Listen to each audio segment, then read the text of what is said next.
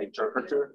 So we're going to start. My name is Paulo Blickstein. I'm the director of the Lehman Center for Brazilian Studies here at Columbia. And today we have a wonderful panel to talk about a not so wonderful topic. So our panel, as you know, is about our seminar actually that will have two parts, is about Brazilian democracy under siege. And so today we have online. Should I speak in Portuguese? Pode ser. Então, hoje a gente tem nosso convidado Marina Dias, que é jornalista do Washington Post no Brasil, que esteve presente nos ataques de Brasília, de 8 de janeiro. A Júlia Dualib, que é jornalista e âncora da Globo News e comentarista em economia e política. O David Nemer, que é professor da Universidade de Virgínia, também um especialista no discurso político nas redes sociais. A Tastiana Moura de Oliveira, que é docente do Departamento de Estudos Latino-Americanos e Caribenhos da Universidade de Albany e parte da Quilomba Collective. Maria José de Abreu, que é professora aqui no Departamento de Antropologia, aqui na Universidade de Colômbia. E, como moderador e panelista, o Thiago Amparo, que é professor de Direito Internacional e Direitos Humanos na FGV de São Paulo e um professor visitante aqui no ILAS, aqui em Colômbia. Então, muito obrigado pela presença de vocês e esperamos vocês no próximo evento também em fevereiro, que a gente vai anunciar em breve. Então, com isso, Thiago. Muito obrigado, Paulo, pela apresentação. É um prazer enorme estar aqui moderando com essas pessoas que eu admiro. O tema de hoje, como o Paulo adiantou, é sobre o evento de 8 de janeiro em Brasília, as invasões aos 3 poderes em Brasília. E a estrutura do nosso painel hoje é da seguinte forma: a gente vai ter falas iniciais de 7 a 10 minutos, seguidas por um debate, e aí eu peço para os meus colegas aqui panelistas para que a gente consiga estar nesse primeiro momento dentro desse tempo de 7 a 10 minutos, e depois em seguida a gente vai ter um debate aí com a plateia. A ordem que eu pensei é seguindo a lógica um pouco dos fatos concretos até a análise das repercussões. Então eu gostaria de começar abrindo o painel com a fala da Marina Dias, que já foi apresentada pelo Paulo, não vou repetir as apresentações, mas que, entre outras coisas, estava também em loco ali, tem uma experiência em primeira mão também para nos contar sobre o ocorrido. E depois a gente segue na ordem acordada. Marina? Oi, Thiago, vocês me ouvem bem? Sim. Então tá bom, queria dizer que é um prazer participar desse painel. Muito obrigada pelo convite, Thiago. Um prazer compartilhar a mesa com vocês e com a Júlia, que eu não vi há tanto tempo, assim, ao vivo, e nem ao vivo estamos, mas enfim, é um prazer. Queria então começar, como o Thiago disse, acho que é importante falar do que aconteceu lá, um pouco minuto a minuto, porque eu estava lá presente, acho que essa experiência vai ser interessante para a mesa. Eu fui para a Esplanada por volta de umas 5 da tarde. Confesso que era aquele domingo normal, né? Acho que todo mundo estava almoçando, esperando o que ia vir durante a tarde, mas ninguém esperava, porque os protestos eles estavam previstos, né? A gente sabia que protestos aconteceriam, mas acho que ninguém imaginava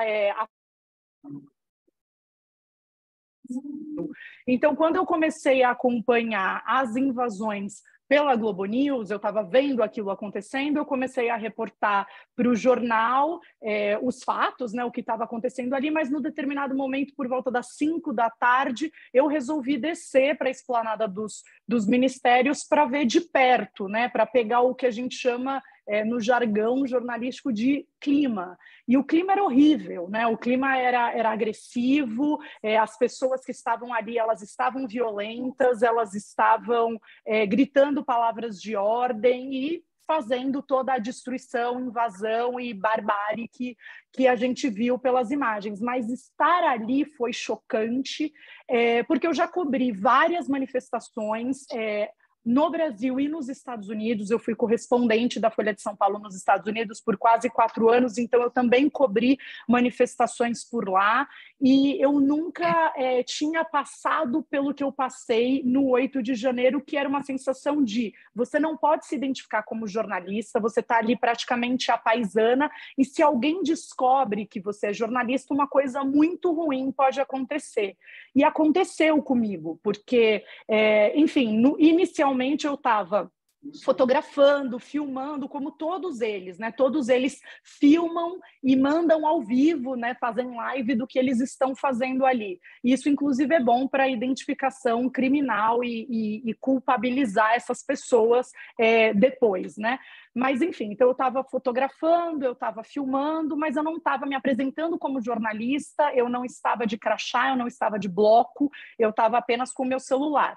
Mas quando os prédios foram esvaziados, por volta das 6h30 da tarde, depois de intervenção federal, depois de tropa de choque, helicópteros jogando bomba de gás lacrimogêneo para dispersar as pessoas, por volta ali de umas 7 da noite, eu já estava saindo da esplanada, perto ali do Ministério da Defesa, quando eu encontrei uma senhora que estava perguntando para um outro senhor sobre o que era a intervenção federal decretada pelo Lula, o que eles deveriam fazer, enfim.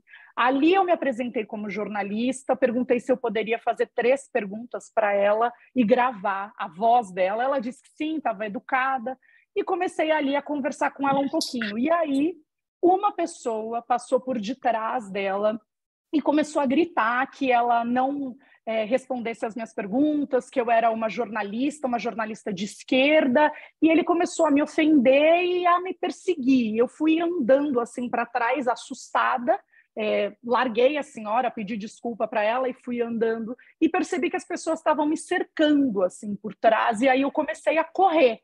E eles começaram a gritar, pega jornalista, pega ladrão, pega qualquer coisa. Uma das pessoas me passou uma rasteira, eu caí no chão e fui bastante agredida, com chute, soco, puxão de cabelo, quebraram meu óculos.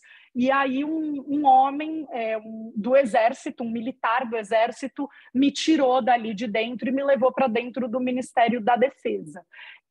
Por que eu estou contando isso? Porque é uma manifestação diferente de tudo o que eu já tinha visto, coberto como jornalista e acompanhado. Essas pessoas, elas estão com um ódio institucional, e aí passa por jornalistas e por todas as instituições que elas invadiram e que elas destruíram e desrespeitaram, que é uma coisa que a gente não via, nunca viu aqui no Brasil, e é fruto de anos e anos, desses 4 últimos anos, de alimentação de fake news, de teorias conspiratórias, enfim, dessas coisas que o Bolsonaro e os aliados dele vêm fazendo nesses últimos 4 anos.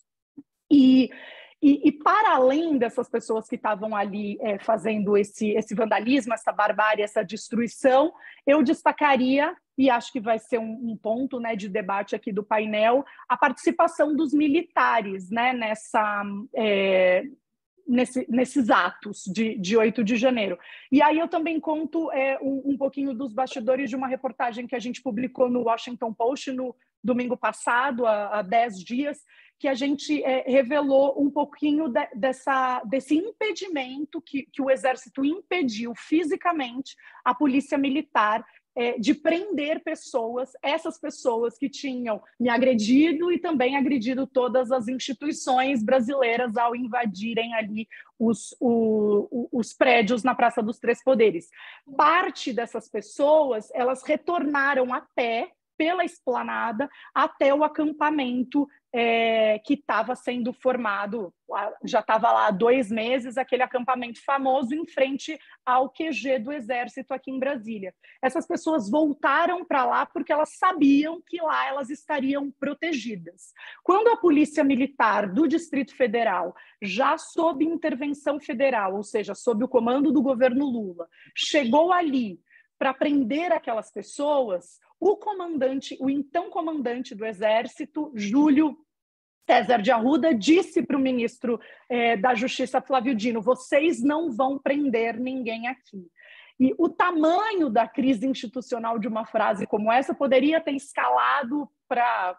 Enfim, mas o Flávio Dino ali teve o sangue frio de pedir uma reunião com o comandante do Exército, ele, o ministro da Defesa e o interventor federal, Ricardo Capelli, fizeram uma reunião com o general Arruda e disse que eles comentaram então que só no outro dia entrariam para prender essas pessoas. E no Palácio do Planalto, as informações é que esse tempo que eles ganharam com o Exército impedindo que a Polícia Militar entrasse para prender essas pessoas, serviu para que parte dessas pessoas, 700 pessoas pelo menos, saíssem do acampamento na madrugada e não fossem presas no dia seguinte, familiares ou amigos dos militares. Então, eu venho com esses dois relatos de agressão, mas também de participação dos militares, que, é claro, estão sendo apuradas, mas que é um desafio grande para o governo Lula, que demitiu, né, esse comandante que falou que o Flávio Dino e a Polícia Militar não prenderia ninguém. O comandante foi demitido, o comandante do Exército, mas para a gente discutir daqui para frente, eu acho importante a gente debater esse papel dos militares, qual é o desafio do governo Lula daqui para frente, porque o bolsonarismo está enraizado na sociedade brasileira, está enraizado nas Forças Armadas, e, no mínimo, a gente pode dizer que os militares foram omissos, coniventes, ao menos isso, nessa barbárie que aconteceu em 8 de janeiro. Muito obrigado, Marina, e solidariedade, eu já te falei isso, mas solidariedade é o que aconteceu contigo. Eu vou passar agora para o Nemer, que eu acho que deve Nemer, porque parte da sua pesquisa, Nemer, vem um pouco analisar esses movimentos de extrema-direita e como eles se organizam. Então, claro que fica à vontade para desenvolver o tema, mas eu acho que uma pergunta que eu colocaria, né, quem organizou, quem são os invasores, né, como se organizam, como vivem, dormem, e etc. E obrigado por ter vindo. Obrigado, Thiago. Primeiramente, Marina, sinto muito pelo ocorrido. Já sofri algo muito parecido, mas fica aqui minha solidariedade por você. Bom, em 1970, Scott Herren falou que a revolução não seria televisionada, né, com seus próprios paralelos, que não cabe o que aconteceu em 2023. O golpe ele foi não só televisionado, mas como ele foi tweetado e também transmitido em live stream em grupos de WhatsApp e Telegram. O golpe, ou melhor, a Festa da Selva, que eles se divertiram tanto dentro desse entendimento do que ia acontecer em Brasília, que eles começaram a fazer uma zoeira falando que era a Festa da Selma. Festa da Selma não foi codinome para despistar, foi uma zoeira dentro deles para continuar a brincadeira que eles achavam ali que eles realmente estavam numa missão patriota. O fato deles terem se organizado e entrado, invadido, né, a sede dos 3 poderes, não é que eles tinham certeza da impunidade, não foi isso. Eles tinham certeza de que eles estavam numa missão patriota e que, ao salvar o Brasil, eles seriam conclamados como os heróis ali, né, para o Brasil inteiro. Só que o Brasil inteiro, entender a mente, né, desses bolsonaristas, é entender como é que é a visão de nação dele, visão de Estado. A visão deles é justamente o que se passa dentro dessa bolha bolsonarista, que pode ser um pouco reduzido dentro da experiência que eles passam dentro de grupos de WhatsApp, como no Telegram. E como é que funciona esses espaços, né? E o Thiago me deu uma missão aqui para falar quem são eles. Bom, de uma forma, para categorizá-los como um grupo demográfico homogêneo, é impossível, né? É impossível falar que eles eram um grupo de classe média, branca, cristã. Isso não, isso é um mito que até eles acreditam, porque na hora de pegar o Cláudio Ferreira, que foi o terrorista que quebrou o relógio de Dom João, os próprios bolsonaristas refutaram ele porque ele é negro, ele tem trajes que não encopa dentro desse entendimento do que é a estética patriótica, né? O que é a estética bolsonarista. Então, ele rejeita no outro, porque a sua percepção é uma percepção que todos eles são brancos, todos eles são de classe média, todos eles são cristãos, o que não é verdade. O bolsonarismo, ele ele ocupa diversos espaços dentro do espectro de raça, de classe e também de credo, e até mesmo dentro de identidade de gênero e sexual. Ele é bem mais eclético do que, às vezes, a imprensa tenta reduzir o grupo.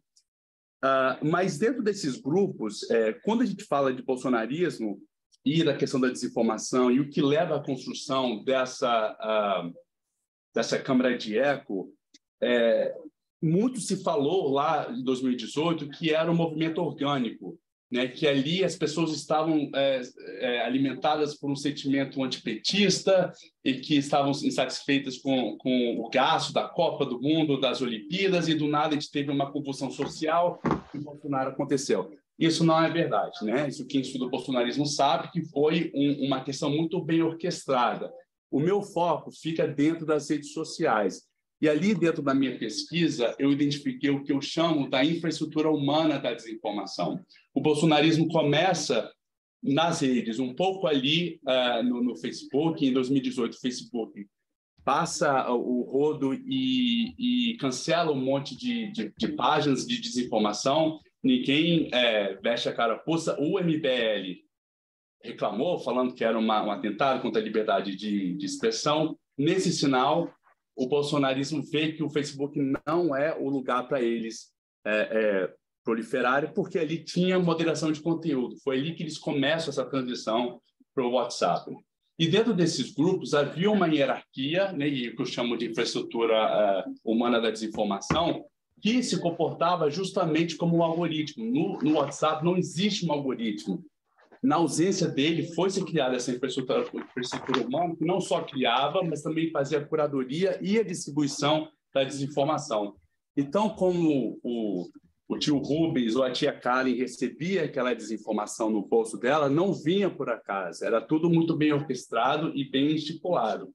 Nessa infraestrutura, como eu chamo, na ponta a gente tem o que eu chamo dos influentes, aqueles que fazem parte dos chamados gabinetes do ódio. Os gabinetes do ódio o gabinete do ódio em si foi uma concepção que foi trazida pela Patrícia Campos Melo, que estava implantada ali dentro do Planalto, mas existiam outras instâncias do gabinete do ódio que fazia toda a orquestração num devido tema.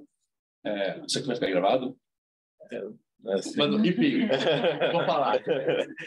Por exemplo, um gabinete do ódio que não era falado muito, mas que era o mais empenhado, era o gabinete do ódio da Damares, porque ali ela tinha os próprios fiéis que ela recrutava, que não precisava de qualquer tipo de recompensa financeira para agir em seu favor. Por isso que nas redes a Damares ela é imbatível e continua imbatível. Tanto é que a gente tem hoje a crise dos Yanomamis, e essa crise que é tão gigantesca, ela não consegue quebrar a bolha do bolsonarismo, não entra lá como se fosse uma culpa dela. Mas, enfim, então eles organizavam essa orquestração da desinformação e trazia para esses grupos bolsonaristas que estavam ali para promover Bolsonaro. E dentro desses grupos tinha o que eu chamo do Bolso Exército, né, ou em inglês que é Bolso Army, que fazia com que dobrasse a porta da mensagem, né, das desinformações, e que ali circulava e administrava os grupos para que não houvesse qualquer tipo de filtrado, qualquer pessoa que questionasse Bolsonaro.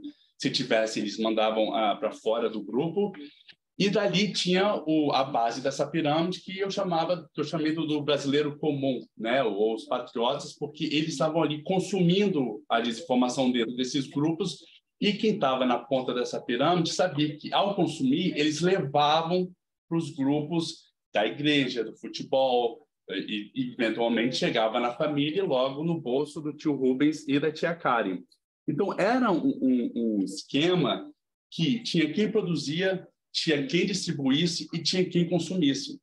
E dali se montou um sistema robusto em que a desinformação, ao ser inserida nesses grupos, ela era distribuída instantaneamente. E o Bolso Exército, que eu chamava, eles faziam com que não só circulasse horizontalmente no WhatsApp, mas em outras plataformas como Twitter, Facebook, chegava até no Instagram. Essa infraestrutura ficou muito conhecida, depois eu lancei o livro e contei mais um pouco dela, mas muito se tinha um fetiche de que era uma movimentação orgânica, até que eu cheguei que não, era tudo muito pago. Por exemplo, eu tenho relatos de diversas pessoas que falam que recebiam de 400 a 600 reais por semana, dependendo do tipo de conteúdo que eles produziam. Se fosse conteúdo de vídeo que requeresse mais habilidades, então era mais caro. Que fazia um meme mais pouco, enfim, era mais barato. O que me chamou muita atenção, e o que eu cheguei ali, foi quando, em 2018, a Marine Le Pen, que é a pessoa da extrema-direita da França, falou que Bolsonaro era muito extremo até por padrões da extrema-direita europeia. E em um dia criou-se o meme de que a Marine Le Pen era comunista, ou seja, é aquela velha tática de sempre rotular o inimigo como comunista, pedófilo. Isso são táticas da extrema-direita que vêm lá da época da Alemanha nazista, né? Não é novidade. Essa infraestrutura, ela se mantém e ela faz um movimento lateral para o Telegram. Só que o Telegram ele potencia um pouco mais a desinformação, porque não tem controle de encaminhamento de mensagens, focaram-se muito nos canais onde que antes, nos grupos de WhatsApp, a comunicação era bidirecional, no Telegram, no canal, fica unidirecional, ou seja, as pessoas ali só estão consumindo desinformação, o que muda um pouco o modelo de interação de informação, que é parecido com comunicação em massa, que é de televisão e rádio, e o Telegram vem a replicar muito isso e funcionou muito bem. Voltando aos ataques golpistas, tudo ali foi feito em aberto. Listas com nome, telefone e CPF, em caso as pessoas quisessem fazer um Pix para ajudar nos custos, foram circulados com rotas de ônibus e de onde que estavam saindo. Ou seja, se você saísse do Espírito Santo, contacte o Pedro, esse é o número dele e o CPF para ajudar nos custos. Você vai sair do Rio de Janeiro, está aqui. Se você vai sair da Zona Oeste, essa aqui é a rota do ônibus. Ou seja, a gente fez uma força-tarefa depois, com a ajuda do Ministério da Justiça, em que o Ministério da Justiça, não sabendo o que estava acontecendo, falando: a gente precisa muito da ajuda de vocês, a gente sabe que vai ser complicado. Eu falei: olha só, não é complicado, tá aqui, ó, toma a lista de nome, de número de telefone e CPF, caso você quer puxar a capivara da pessoa, porque não é o menor trabalho. Então, foi tudo feito aberto, porque eles tinham essa certeza de que estavam nessa rota de uma missão patriota. Não é que eles estavam com medo da punição, ou enfim, que a polícia ia fazer alguma coisa, é porque ali tinha um objetivo maior. Então, como a gente viu, né, no acontecer dos ataques terroristas, os grupos foram bombardeados de live, de mensagens, e ali fica muito claro que, ao serem presos, né, a primeira coisa que eles pedem é o acesso ao Wi-Fi, porque eles precisam dar continuidade ao espetáculo, que é a missão patriota deles, né? E ao saírem da prisão, muitos já voltaram para esses grupos falando que a missão não acabou. E, para terminar aqui, continuando nessa definição de quem é quem fez os ataques terroristas ali no front, eles realmente tinham esse entendimento que eles iam tomar o poder. Mas quem estava financiando esses grupos, que não estavam no front e não estavam dentro desses grupos, porque todo o acerto financeiro ele já vinha todo acertado para esses grupos, ou seja, estavam feitos em outros grupos, porque quem está financiando sabe muito bem do perigo e que realmente o Alexandre de Moraes vai atrás de quem está financiando isso, né? Então, o objetivo de quem foi no front era tomar o poder, e quem estava financiando sabia que ele não ia dar certo, porque replicando um modelo de 6 de janeiro que foi um fracasso. A ideia principal de quem estava financiando era que aquilo ali ia funcionar como um motivador para os acampamentos que estavam em frente aos quartéis generais, que estavam sendo desmobilizados, que as pessoas estavam perdendo ali a motivação de ficar ali ia trazer uma gasolina em que as insurgências iam começar a acontecer em prédios locais e, né, do nada, nós teríamos esse levante popular em torno de todo o país, e aí sim nós teríamos um resultado melhor, que poderia trazer Bolsonaro para uma negociação para a volta do poder. Então, era mais ou menos assim que funcionou essa orquestração. Então, passei muito, né? Desculpa. Não, imagina, obrigado, Nemer. Muito obrigado pela exposição. Acho que você conseguiu trazer muitos elementos específicos, né, sobre qual o funcionamento, na arquitetura dessa desinformação. E eu queria passar agora para a Júlia, para falar um pouquinho para a gente, Júlia, muito obrigado por estar aqui, sobre a repercussão política, né, e institucional desses acontecimentos, né, no jornalismo, especialmente televisivo. Domingo, em geral, um dia bem tranquilo, e depois eu vi que foi mobilizado ali toda a equipe de jornalismo da Globo News para estar ao vivo nesse dia. Então, eu queria que você falasse um pouco, né, qual a repercussão política e institucional a partir desses dados e a sua visão sobre o que a gente tem visto desde então. Bom, boa noite, boa tarde para todos. Obrigada pelo convite, um prazer estar aqui com todos vocês. Vamos lá. Naquele domingo a gente fez uma força-tarefa e até temos alguns ineditismos na cobertura da Globo, que é para onde eu trabalho, que foi a transmissão da TV a cabo junto com a TV aberta, tamanha a dimensão do episódio. Então, a nossa cobertura acabou alcançando milhões de pessoas, algo que não tinha acontecido ainda, justamente porque a gente precisava informar as pessoas e levar para as pessoas a análise, principalmente, que é o que a gente tem de mais forte. Não bastava só mostrar, né, o que estava acontecendo, precisava tentar traduzir, entender o que é um pouco difícil, porque estamos todos ainda, inclusive a classe política, quando você me pergunta, Tiago, refletindo, né, sobre o que aconteceu, quais são os paralelos que a gente pode fazer com 6 de janeiro dos Estados Unidos, e se essa resposta, que foi uma resposta muito firme, dada pelas instituições, executivo, legislativo, judiciário, até o Ministério Público, que é pouco atuante aqui sob Aras, né, que é o nosso Procurador-Geral da República, foi muito pouco atuante, e nesse sentido tem alguma responsabilidade, porque como ele, do ponto de vista legal, é responsável por tocar investigações que tem o presidente como alvo, investigações criminais, propor denúncias, etc., as pessoas ficaram muito à vontade nesses últimos anos para forçar um pouco a barreira da legalidade, dada a apatia, digamos assim, de Aras. Mas a resposta, como eu dizia, foi muito forte. O próprio Procurador-Geral da República criou um grupo de combate a esses movimentos antidemocráticos, que está com uma série de investigações, 4 específicas, 4 investigações mais importantes, para tentar chegar nos financiadores, nos executores, na cúpula política mais diretamente ligada a cúpula política não, ao executivo mais diretamente ligado à questão da segurança naquele dia, que era o secretário de segurança, o governador do DF, e o inquérito talvez mais importante, que é o dos incitadores, talvez tão importante quanto o dos financiadores.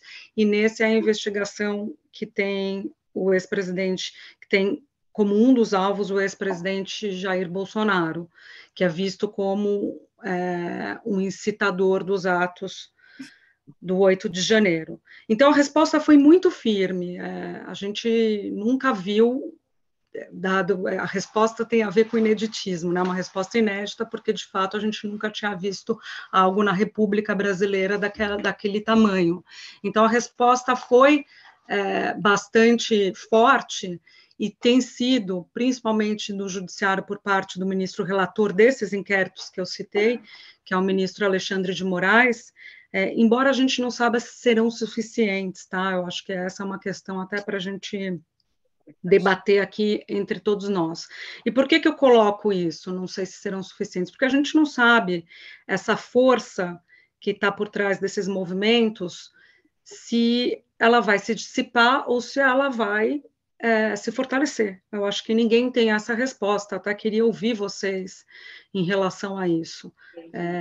O que a gente sabe, aí puxando um pouco para o que eu posso contribuir, que é o cenário político do Brasil nos últimos anos, a gente sabe que o bolsonarismo veio para ficar, não necessariamente na figura de Jair Bolsonaro, se a gente fizer olhar um pouco para frente, tentar fazer uma perspectiva de mais longo prazo, mas é uma força de direita, de extrema direita, que no Brasil a gente não via, a gente não conhecia, ela ficou talvez escondida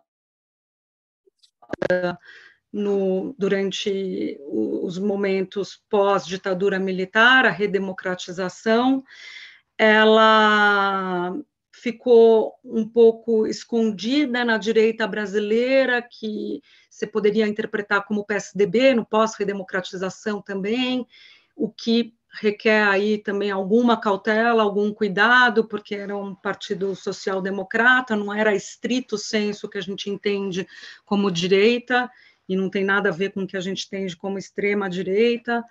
Então, é um movimento novo que apareceu, ganhou força e que veio para ficar. O que tudo indica é que Bolsonaro talvez não seja mais o líder desse movimento. É um movimento que ganhou raiz na sociedade, eu vejo dessa maneira, raiz forte, que tem a ver com um sentimento antipetista grande da sociedade brasileira, que se mostrou uma força muito grande na eleição de 2022, tem a ver com questões religiosas, com o crescimento do neopentecostalismo brasileiro, tem a ver também com questões relacionadas à violência. O Brasil é um país extremamente violento, que tem um passivo nisso de anos, e isso se externalizou na retórica de alguns entes de extrema-direita, encontrou um público, entre os quais o principal líder, Bolsonaro. Então, tem todo um caldo aí que mostra que existe um público que está se alimentando desse caldo, que é o público da extrema-direita brasileira. E como eu dizia antes, talvez esse público não vai encontrar necessariamente em Bolsonaro, a gente nem sabe mais se Bolsonaro será capaz de ser um líder de oposição, grande líder de oposição, mas haverá outros ali para tocar, para liderar esse público. Como eu dizia, é um público que veio para ficar. Então, quando a gente analisa o dia 8 de janeiro, a gente tem que entender quem são essas pessoas, né? Que elas estão procurando e mais, como eu dizia antes, se a resposta que a sociedade está dando, as instituições estão dando por que aconteceu, se será suficiente para evitar o crescimento desse radicalismo que esse setor de extrema-direita apresenta, porque tem a direita democrática, e eu acho que essa direita democrática também apareceu agora, né? Ela também estava envergonhada, um pouco representada ali pelo PSDB, por setores do DEM, PSD, pelo que a gente entende como centrão, mas agora ela tem uma cara. Mas junto com essa direita tem esse lado mais radical e que tem encontrado muita repercussão, inclusive política, dentro do Congresso, com os parlamentares que foram eleitos em 2018 e os parlamentares que foram reeleitos em 2022. Então, quando a gente olha para a eleição de 2022, para entender um pouco o tamanho dessa força, a gente vê, Bolsonaro teve 58 milhões de votos, né? Será que todos esses votos são votos de Bolsonaro? A minha hipótese, e aí também jogo para vocês, para a gente debater aqui, é que não. O tamanho do bolsonarismo, eu entendo que é o tamanho desses radicais da extrema-direita. Bolsonaro, ele tomou emprestado para se eleger parte da votação do centro, e desse centro mais relacionado à direita, como eu dizia antes, que em parte está com o Centrão, em parte estava no passado com o PSDB. Ele toma emprestado esses votos e ele ganha esse tamanho, como se ele tivesse anabolizado. Eu não vejo o bolsonarismo como uma força de 58 milhões de pessoas, mas vejo como uma força, como eu dizia, na extrema-direita, arraigada já na sociedade. E isso é uma questão bastante importante para a gente entender, né? Olhar para frente e entender o que serão os próximos anos e se esse episódio do 8 de janeiro vai continuar, vai se repetir. Como eu dizia a vocês, acho que o tamanho do bolsonarismo não é esse que aparece, mas acho que ele se alimenta desse sentimento que tem contra a esquerda cada vez, não diria cada vez mais forte, mas um sentimento contra a esquerda que parecia não existir na sociedade brasileira, ou que era mais tímido, e que se mostrou muito resiliente, eu acho que é essa a palavra. E por que eu digo isso? Porque a gente tinha em 2022 uma economia muito complicada, a gente tinha uma gestão da pandemia vergonhosa, a gente teve mais de 600 mil mortos e ainda assim houve uma resistência expressiva da sociedade brasileira de votar na esquerda, até no centro, né? Porque pessoas que se mostram que eram nomes do centro acabaram apoiando Lula e ainda assim houve dificuldade de trazer com elas esse eleitor. Então, isso, para mim, só mostra essa hipótese inicial dessa força dessa extrema-direita no Brasil hoje e como ela veio para ficar. E a gente tem que... As instituições, nós jornalistas e as instituições têm que entender... Nós jornalistas temos que entender, as instituições têm que saber lidar com elas e cada uma das instituições dá a resposta necessária. Aí eu destacaria 2 pontos importantes, que seriam os militares, o papel dos militares nesse contexto, de como responder a essa extrema-direita, e o papel do judiciário, especificamente na pessoa personificada em Alexandre de Moraes. Alexandre de Moraes, se não fosse Alexandre de Moraes fazendo valer a legislação, se fosse talvez um ministro um pouco mais cauteloso, ou um ministro, talvez poderia usar até aqui a expressão menos corajoso, a gente poderia estar hoje em outra situação. Então, o fato dessa resposta via judiciário estar personificada em Alexandre de Moraes é uma boa notícia por um lado, mas é uma má notícia por outro, porque a gente precisa que o judiciário dê a resposta institucional e não personificada. E ele, por 1000 questões ali, por ser o relator dos inquéritos que tratavam desse tema, por questões relacionadas à personalidade também, ele foi do Ministério Público, então ele tem um perfil mais combativo, de ir atrás, de investigar, o que levanta até críticas à ação dele. Então, com esse contexto todo, ele acabou trazendo para ele a resposta, e eu acho que esse é um outro tema que a gente tem que ficar atento e tem que debater aqui. E o segundo, os militares, como eu dizia a vocês, entender também como é que vai se dar essa relação dos militares com o governo atual, que não será uma relação fácil. nos acampamentos de onde partiram, né, partiram os manifestantes para fazer os ataques, tinha familiares de militares da ativa, tinha militares da reserva, eles sobreviveram a esses acampamentos com a ajuda e com a anuência dos militares que estão hoje na ativa e que estão em cargos importantes, não só estão na ativa, como têm cargos no generalato mesmo, e tanto isso é real que isso levou à queda do ex-comandante do Exército. A Marina até tem informações sobre isso, cobriu muito bem, daqui a pouco ela vai falar e pode nos dar todos os bastidores, mas o que eu posso dizer para vocês é que essa força do bolsonarista, que eu chamo, que eu vejo como menor do que aparece, mas arraigada desse jeito que eu falo, na extrema-direita, ela está muito próxima aos militares, ela tem uma simbiose com os militares.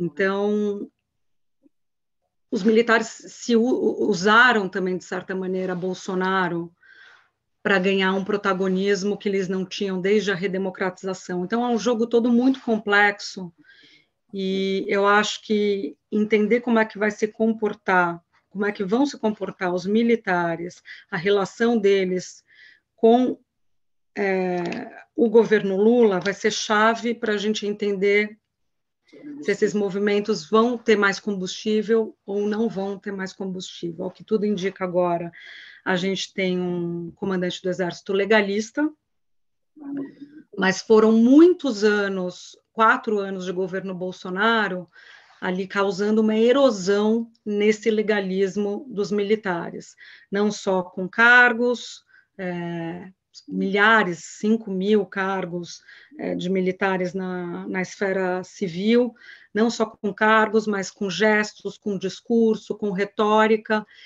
e galvanizando muito o ressentimento também, não só nas forças militares, mas quando eu falo dessa ideia do bolsonarismo, do que é o bolsonarismo, ela também se alimenta muito dessa noção de ressentimento, né? O ressentimento das pessoas, ela trabalha muito com isso, ela como eu poderia dizer, ela se alimenta desse ressentimento. Então, eu acho que isso é fundamental para a gente jogar para frente, entender essa perspectiva, como é que vai se dar. Não acredito que olhar para Bolsonaro vai nos dar alguma chave, porque esse movimento, como eu disse, esse é o cerne aqui da minha apresentação, ele veio para ficar, a extrema-direita está aí, é parte da sociedade brasileira, e seja com Bolsonaro, seja com Mourão amanhã, que é um líder, o ex-vice-presidente, que agora é senador eleito, tem colocado a cabeça para fora na tentativa de ser um líder dessa extrema-direita, seja com quem for, ela vai estar lá, e a gente vai ter que entender, aprender a lidar, nós jornalistas, mais uma vez, e as instituições vão ter que dar as respostas.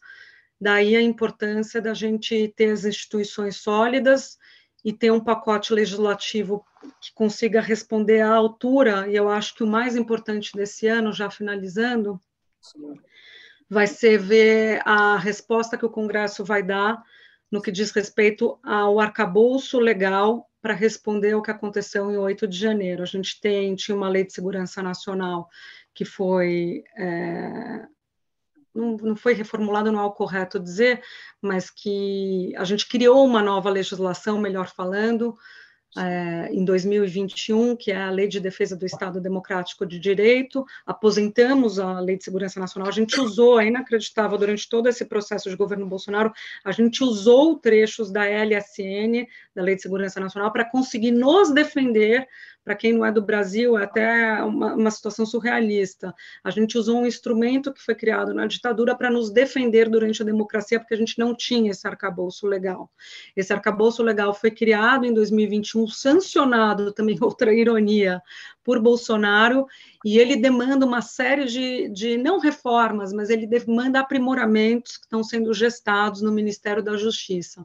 Então, esse é um outro ponto importante também, acompanhar essa resposta. Eu falei da resposta no judiciário, da necessidade dela não ser personificada em Alexandre de Moraes, você ter algo mais sólido, institucionalmente falando, com os outros ministros do Supremo, e essa resposta legal que eu acho que será dada pelo Congresso na discussão desse novo arcabouço, do aprimoramento, melhor falando, do arcabouço jurídico nosso, tanto do Código Penal quanto da Lei de Defesa do Estado Democrático de Direito, uma conversa com a outra, para tentar coibir novos atos, porque, como eu dizia, e agora já finalizando, não sabemos se vai acontecer de novo, porque essas pessoas estão aí, e elas fazem parte do tecido social brasileiro.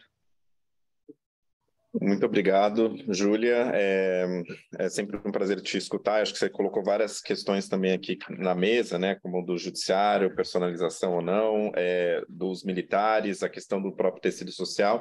E aqui, nas últimas duas falas, eu vou falar um pouquinho dessas duas esferas, né? Aqui, com a professora Tassiana, vindo com alguém, né, também do direito, eu acho que muitas coisas a gente conseguiu falar aqui, acho que a fala da Júlia também conversa bastante com a questão da nova legislação, né, a respeito da proteção da democracia, a atuação do ministro Alexandre de Moraes. Então, enfim, fica à vontade para trazer todos os temas, mas te proponho ali também a pensar um pouco sobre o papel, né, do direito nessas questões, e depois em seguida com a professora Maria para falar um pouco também sobre outros aspectos religiosos, o tecido social, que acho que conversa com o que foi colocado. Então... Obrigada. Queria agradecer primeiramente o convite do Tiago de estar participando aqui nesse evento. Queria muito estar falando sobre o Brasil de uma forma positiva, mas não é a situação. Como o Tiago falou agora, eu sou advogada, formada em Direito, mestrado em Direito, e estudo o Poder Judiciário, especificamente o STF, né, desde algum tempo. Foi o foco do meu doutorado em ciência política, o STF.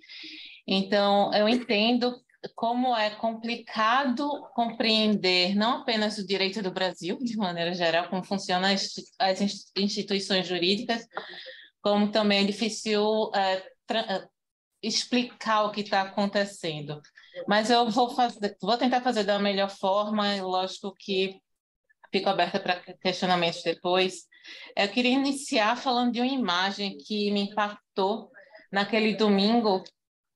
Eu estava, como muitos de vocês, provavelmente só relaxando depois do almoço, abri o Twitter para quê? E aí já comecei a ver as imagens, né? Eu acompanhei o desenrolar dos eventos naquele 8 de janeiro, através das redes sociais. Depois fui para a Globo News. Aliás, muito obrigada pelo trabalho de vocês. Marina, fica toda a minha solidariedade pelo que aconteceu com você. E realmente uma imagem que eu vi me deixou não apenas chocada, mas muito preocupada com o futuro, e já pegando o gancho aí com o que a Júlia falou, foi a porta do gabinete de Alexandre de Moraes sendo carregada como troféu pelos terroristas, manifestantes, bolsonaristas extremos, chamem como vocês quiserem. Mas aquele símbolo ali, naquela imagem, a primeira coisa que eu imaginei foi: estivesse o Alexandre de Moraes presente naquele prédio, ele não sairia vivo.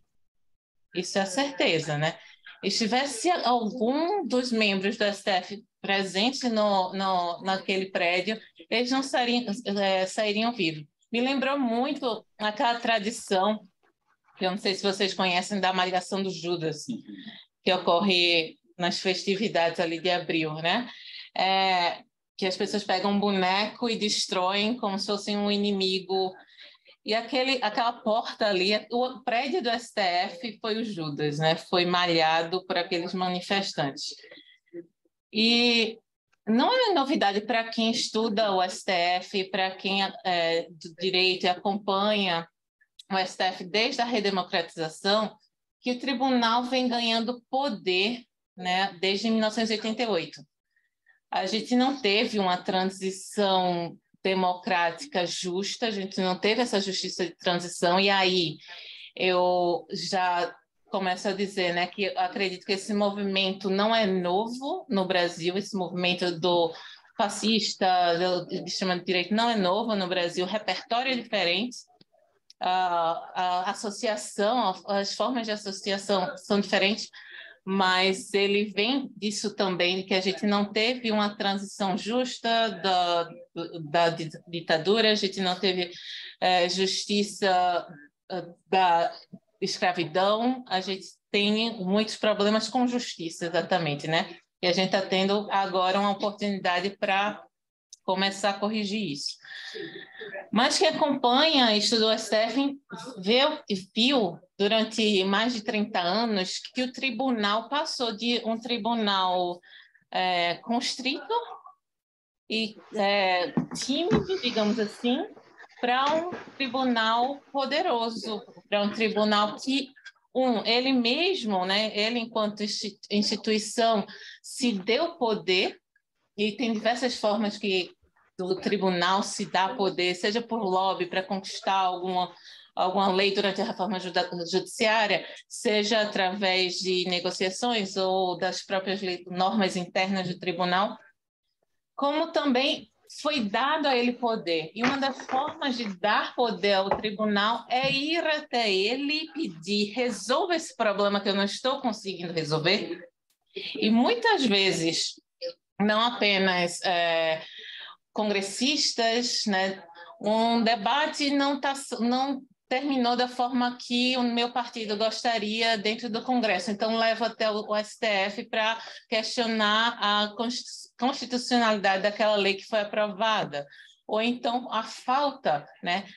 Nós celebramos, por exemplo, a decisão sobre a união estável homoafetiva no Brasil, né, que veio antes até daqui. A gente celebrou diversos outros momentos de conquistas liberais, mas no momento que a gente celebra uma conquista liberal, a gente tem que entender que mais para frente um tribunal conservador pode retirar essa conquista ou pode até atravessar e incluir normas muito mais conservadoras. Está aí Roe v. Wade para provar que eu não estou errada, né? E tem algumas coisas assim que eu gostaria de mencionar que nesse processo de empoderamento do STF aconteceram, né? Primeiramente, algo muito interessante que a gente hoje fala sobre Alexandre de Moraes como se fosse um amigo, né? Uma pessoa que você conhece tanto porque ele é assim, porque ele é assado. Mas há 30 anos atrás, ninguém sabia quem eram os ministros do STF, né? Obviamente, talvez essa plateia aqui saiba, mas se eu chegar num bar e dizer: vocês já ouviram falar de Sidney Sanches? Alguém vai dizer quem? Ou se puder pertence, eu acho que já vi no jornal. Há muito tempo, foi um deputado, senador, ministro do STF muito importante, né? De uma época que o STF era mais restrito. Hoje, você passar num bar, qualquer esquina lá de Recife, de onde eu sou, as pessoas vão estar discutindo e sabem até, sei lá, estão lá um bate-papo entre fãs e haters, né, dos ministros. E qual é o problema disso, né? Primeiro, quão investidos estão esses juízes em querer agradar essa opinião pública? E eu acho que passa muito do que a Júlia falou também, né? Eu questiono isso porque a gente espera que o judiciário seja aquela instituição, como a gente chama, né, Tiago, contra-majoritária, né, que vá contra a maioria. Porque o papel do judiciário é defender a Constituição, no caso do STF, defender as leis, né, a estrutura legal do país. Não defender a opinião da maioria, porque a maioria, e aqui com todo o perdão da gravação, pode ser burra, né? Pode ser contra a democracia, pode ser uma maioria que vota em Bolsonaro, né? E vai a instituição que é contra-majoritária ouvir essa maioria, a instituição vai estar lado a lado, talvez, num momento de golpe, né? De golpismo. Então, a minha primeira pergunta é: a gente espera do Poder Judiciário que ele agrade a nossa opinião, ou opinião pública que seja, ou a gente quer, eu sei que é uma pergunta retórica agora, né? Ou a gente quer que ele defenda a institucionalidade, né? Defenda a Constituição. E, para isso, ele vai ter que se desviar de pressões, de pressão que vem da opinião pública.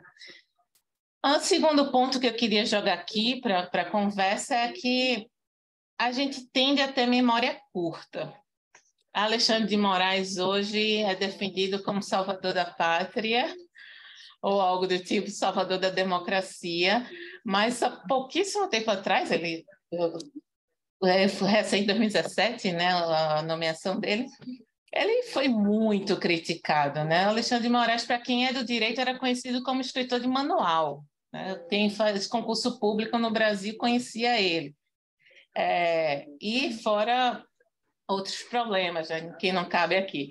Isso é importante a gente ter essa memória, porque não existe herói ou bandido quando se trata de política, muito menos de judiciário. Então, Alexandre de Moraes está nesse momento sendo idolatrado, digamos assim. Ele já foi criticado, mas lembra que tem outros 10 ministros ali, né? Pode ser que quem tome esse poder ou essa posição de publicidade seja um Nunes Marques, pode ser um André Mendonça. Então, imagina o André Mendonça sendo relator de ações que foram distribuídas por pessoas que defendem Bolsonaro, congressistas, pessoas, obviamente, que estão lá dentro da Constituição, que podem acesso ao STF, defendem Bolsonaro. André Mendonça pega uma ação dessa, é o relator. Ele vai ter a possibilidade de utilizar os precedentes que estão sendo formados hoje num viés diferente. Então, a gente tem que ter muito cuidado quando a gente pede por mais, aplaude determinadas coisas e que a gente depois pode ter algum prejuízo com isso. O outro ponto que eu queria mencionar é que tem muita coisa errada também sendo dita sobre o STF, sobre Alexandre de Moraes em específico. Recentemente, a gente fica de olho em matérias, principalmente matérias internacionais, que tendem a ser generalistas demais, e quando você fala muito no geral, você termina cometendo alguns erros, né? E são erros importantes. Então, mais uma vez, o ministro nem é vilão, nem é herói, mas ele esteve em 2 papéis importantes. Um foi presidente do TSE durante a eleição de 2022. Então, como presidente do TSE durante as eleições que a gente viu, ou ele tomava uma posição mais como ele tomou, ou ele poderia ser culpado de participar do golpismo, né?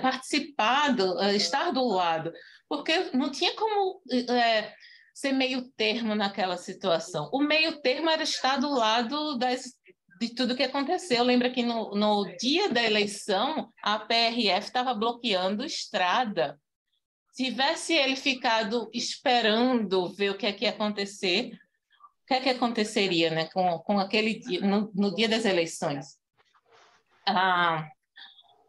O outro ponto, então, é o causador, que eu acho, né, talvez a raiz de tanto ódio a Moraes começou, e aí talvez vocês lembrem de alguma coisa antes disso, mas eu acredito que começou lá em março de 2019, né, quando ele foi listado como relator. Na verdade, foi dado a ele, né, não foi nem por sorteio, foi dado o relator do inquérito das fake news. Foi aberto de ofício, e tem muita coisa que realmente você fica, poxa, foi aberto de ofício, foi dada a relatoria, isso não acontece normalmente, e foi dada logo a Alexandre de Moraes. Então, de fato, talvez ali tenha sido o estopim da briga e do ódio contra Alexandre de Moraes, mas ele foi realmente, seguiu com a investigação, mesmo com a PGR pedindo para arquivar, ele seguiu com a investigação, ele determinou algumas medidas que causaram espanto em muita gente, né? Muitas vezes por não entender o que são aquelas medidas. Quando a gente tem um crime sendo cometido no Telegram, ou a gente pede para o Telegram suspender aquelas contas, suspender aquele chat, sei lá como é que funciona exatamente, ou o crime vai continuar sendo cometido, né? Não tem muito o que fazer. Então, esses dois papéis dele, como presidente do TSE e como relator do inquérito das fake news, foi talvez dois pontos centrais que colocaram ele no ódio, né? Nessa bolha de ódio. E eu sei que nada é tão simples, tem muita coisa que não dá para a gente falar aqui, como, por exemplo, a gente estuda também a personalidade dos ministros, né? Talvez, existem até estudos que vão buscar o quanto aquela pessoa gosta de aparecer, por exemplo, gosta de estar na mídia, né? Pode ser que tudo isso influencie as atitudes de Alexandre de Moraes. Por exemplo, se fosse Rosa Weber, talvez ela não tivesse essa postura tão midiática, que ela é uma ministra mais reservada. Mas, querendo ou não, eu vou encerrar aqui minha fala dizendo que as instituições, na minha opinião, não estão funcionando como deveriam há muito tempo e ainda não estão funcionando. Por mais que a gente ouça, e eu entendo quando o Flávio Dino ou o Lula vão na TV, até o Alexandre de Moraes também diz, as instituições funcionaram, as instituições estão funcionando, mas não estão, né? Se tivesse, a gente não teria um Alexandre de Moraes, né? Se o Aras estivesse trabalhando como ele deveria trabalhar, a gente não teria a AGU pedindo a Alexandre de Moraes que ele determine algumas medidas de investigação do dia 8 de janeiro. A gente não teria uma instituição tão forte e tão na mídia como o STF, se as instituições estivessem funcionando como deveriam, né?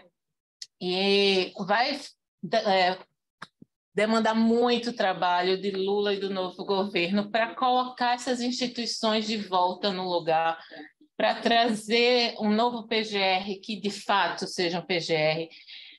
E talvez seja impossível trazer o STF para um local de judiciário que a gente espera do judiciário, né? Sem estar tanto na mídia, sem ter tanto protagonismo político. Porque uma vez dado o poder, quem é que vai abrir mão do poder, né, dentro de um cenário político como no Brasil? Então, esses são meus pensamentos, eu espero compartilhar com vocês depois mais nas perguntas. Muito obrigado, Tassiana. De novo, né, trouxe vários elementos interessantes, eu gostei bastante, principalmente vindo do direito, né, essa dualidade que você trouxe de se dar ao poder e foi dado o poder, né, então, e pensar também que o poder, ele corta, né, uma faca de dois gumes, né, ela corta para vários lados, e acho que é importante a gente pensar nisso, e ver também o protagonismo de ministros individuais, menos como as instituições funcionando, mas, na verdade, como um sintoma de que elas não estão funcionando. E agora, a professora Maria José, acho que um outro componente que a gente, né, não falou tanto, o professor Neymer mencionou, a Júlia falou um pouco, mas é desse tecido social, inclusive da questão religião, né? Então, eu acho que poderia falar um pouquinho também sobre isso, de todos os temas que queira trazer. Tá. Obrigado. Tá. Muito obrigado pelo convite, estar aqui. Também um prazer estar aqui a conhecer as pessoas da mesa e também a ouvir um pouco mais a receber elementos de pessoas que estão a trabalhar muito mais proximamente de toda a problemática que está a acontecer, e mesmo da questão do bolsonarismo, que não é o meu estudo, embora que eu tenha interesse por causa de ter interesse no movimento religioso católico carismático no Brasil, e tenho andado a pensar de como certas lógicas dentro deste movimento carismático, portanto chama-se a renovação carismática católica, que é uma forma de pentecostalismo católico, não é? Portanto, aqui também há um fator de que muitas vezes a tendência é relacionar o bolsonarismo com o pentecostalismo evangélico, enquanto que a parte católica pentecostal praticamente não tem sido abordada ou levantada e trazida para o debate. E eu posso, de facto, avançar um pouco através dessa perspectiva.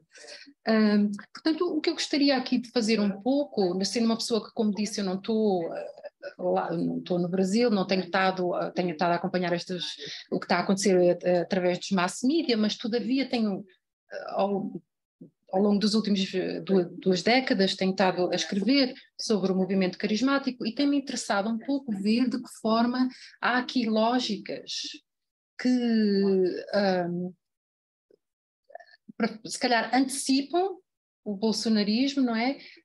Mas que há aqui, de facto, um espelhamento que pode ser interessante para pensar um pouco também lógicas que estão a operar dentro do bolsonarismo. E, portanto, o desafio que me foi posto aqui foi um pouco pensar qual é, então, a componente religiosa da extrema-direita. E eu penso que uma componente a salientar dentro do campo religioso, e que eu diria também primariamente pentecostal, só que também não só evangélico, mas também católico, como eu vou mostrar, eu penso que o que está aqui muito em questão é um desejo de uma espécie de insubordinação interna, ou até a revolução conservadora que está aqui a acontecer. Ou seja, o que é isso? Não é? Uma forma de revolução que eu penso que opera através de 3 condições principais. Uma envolve uma despolitização do campo social. Não quer dizer que não há política, mas que são políticas que tendem a despolitizar o campo social.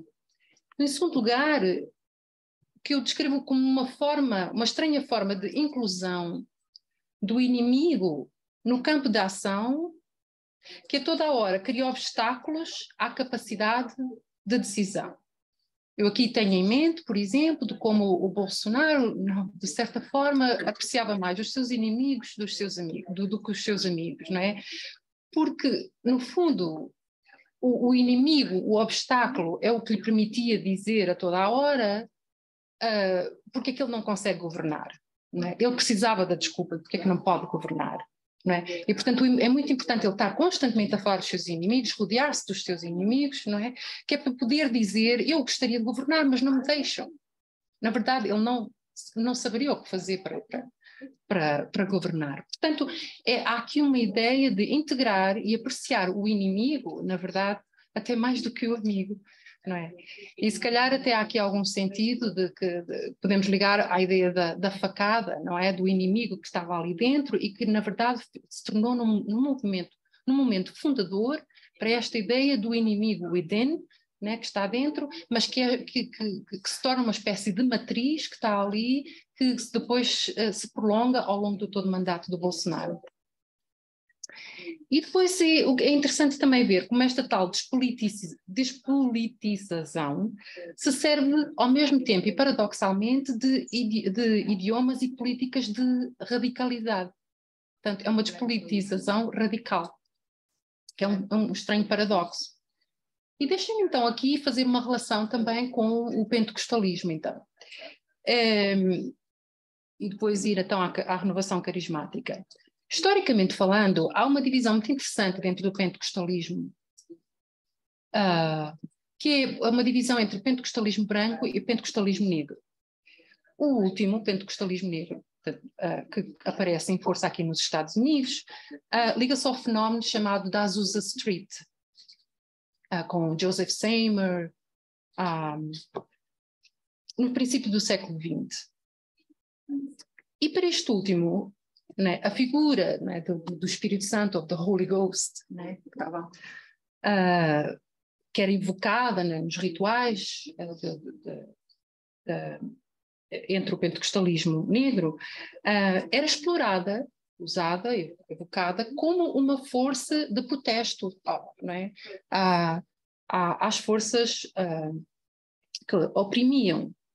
Portanto, o Espírito Santo ali era evocado como quase como uma forma de insubordinação, de êxtase, né? Naquele momento do ritual. O que é interessante é ver como, então, o pentecostalismo que é importado dos Estados Unidos para o Brasil, na verdade é um pentecostalismo não negro, mas branco. Só que se vai usar precisamente dessas lógicas de radicalização, né, do pentecostalismo negro, portanto, para dentro de um contexto de pentecostalismo branco. Não é? Que depois, não é? Claro que há depois não é, pessoas de vários escalões sociais que se vão juntando ao movimento pentecostal e, portanto, dizer que é estritamente branco também é limitado, mas não dentro da renovação carismática. O pentecostalismo carismático católico que vem para o Brasil em 1969 é trazido por 2 padres jesuítas americanos do Arkansas, que se instalam em Campinas e que fundam ali movimentos de oração compostos por indivíduos que ressentem a teologia da libertação e a sua escolha pelos pobres. Isto são católicos de classe alta, educados, né, que vêm muito da Opus Dei, Cruzilhos da Cristandade e que não se identificam com as lógicas da teologia da libertação. Né? E começam a formar estes movimentos de oração e que fazem exatamente o que Azusa Street, o fenómeno da Azusa Street fazia, que é evocar o Espírito Santo, não é? Porque eles são marginais, porque têm uma teologia da libertação, que é muito forte em São Paulo, com o Frei Paul Arns, não é? E aqui então vê-se um movimento, não é? Formado por uma elite não é? Económica, não é? Que de repente toma aquele lugar de marginalizado, não é? E então começa então a desenvolver-se ali uma linguagem de radicalização, de anti-establishment. Só que aqui isto é interessante, no catolicismo, ao contrário das igrejas evangélicas, que é se há uma discussão e há uma ruptura, né, numa igreja, a pessoa deixa aquela igreja e vai e funda outra igreja. No catolicismo não funciona assim, né? O catolicismo é elástico, sempre incorpora a diferença. Então, o que acontece com este movimento católico pentecostal radical é que esta radicalização se instala, portanto, dentro da própria Igreja Católica. Então começa a haver uma tensão entre este movimento carismático e a Igreja Católica, né, principalmente ali em São Paulo, onde a teologia da libertação é muito, muito forte. Tanto que a renovação carismática, que é um movimento global, só é oficialmente aceito pela Igreja do Brasil, pela CNBB, em 1993, sendo que é o país que mais tarde oficializou o movimento carismático. Portanto, o que é interessante é que o movimento carismático se usou dessa ideia de não ser aceita, de marginalização, para melhor se identificar com as primeiras comunidades dos apóstolos que também eram perseguidos e para aumentar ainda mais a força de radicalização do pentecostalismo, mas que era uma força, na verdade, conservadora, né, Opus Dei, que está ali. Né? Então é muito interessante ver como esta linguagem de anti-establishment, anti-institution, na verdade está ali dentro, não é? E eu acho que há aqui paralelos também com a figura do presidente, do ex-presidente Bolsonaro, que é essa ideia também de um governo que é anti-Estado, né? Que é anti-establishment.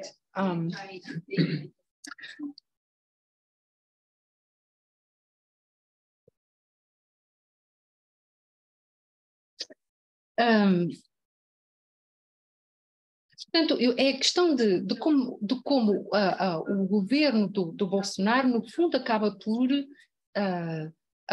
operar de acordo com uma lógica de movimento, não é? Não tanto de posicionamento, de ter perspectivas ideológicas, de políticas, mas uma ideia de movimento. E esse movimento, que tipo de movimento é esse? Não o que é interessante é que é um movimento que não quer ir a lado nenhum. É um movimento que, como sempre convoca obstáculos, é um movimento que está sempre a ser interrompido e cortado. né? Ele está sempre a encontrar entraves em todo lado à volta dele. Né? Então é um movimento onde que há muito movimento, mas não, é um movimento que de facto não vai a lado nenhum. Não é? E, portanto, é o que eu chamo até nas minhas escritas, não é? Que não, ele opera tanto como o soberano que está, não, em termos clássicos, o soberano é ligado à ideia daquele que decide, não é? E então eu digo que não é tanto a ideia da decisão, mas mais de incisão, não é? De corte, portanto, ele não faz decisões políticas, mas está sempre a cortar a todo momento, não é? Eu acho ainda interessante, não é? Fazendo aqui esta relação, portanto, entre as lógicas pelas quais o governo Bolsonaro se regeu e as lógicas dentro do catolicismo carismático, eu acho que há um paralelo também interessante dentro dos grupos militares e da questão da polícia militar e das forças armadas. É interessante pensar como a definição na Constituição de 1988 da função das forças armadas não é como normalmente é a ideia de proteger as fronteiras, né? Segurar as fronteiras do país e dos quartéis, mas de manter a ordem do país, implicando com isso que o inimigo já está lá dentro. Portanto, é a mesma lógica de enemy within, não é? Não sei se estão a ver aqui as analogias que eu estou aqui a fazer, não é?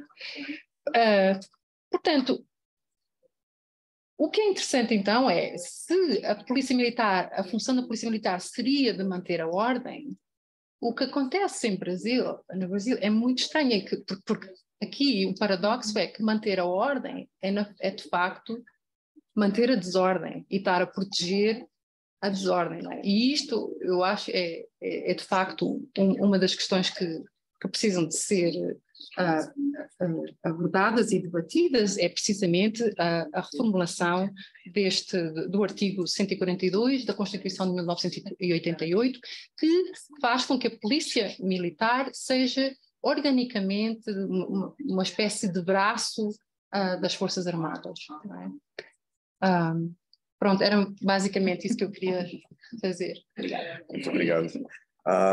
Não, excelente. Acho que essa perspectiva, né, de contra o anti-establishment e essa trajetória também da retórica é muito importante. Eu sempre recebo também um puxão de orelha de uma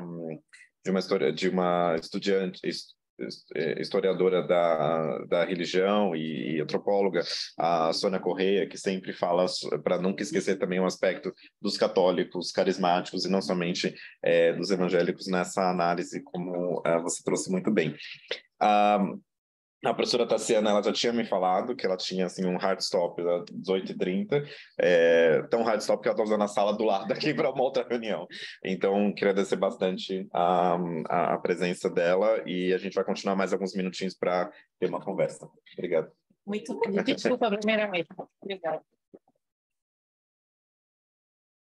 Eu vou fazer algo bem não americano e bem brasileiro, né? A gente tende uns 10, 15 minutinhos, mas só para que a gente consiga ter algumas perguntas e uma interação. Eu recebi aqui 2 perguntas. Paulo, se você quiser também vir aqui.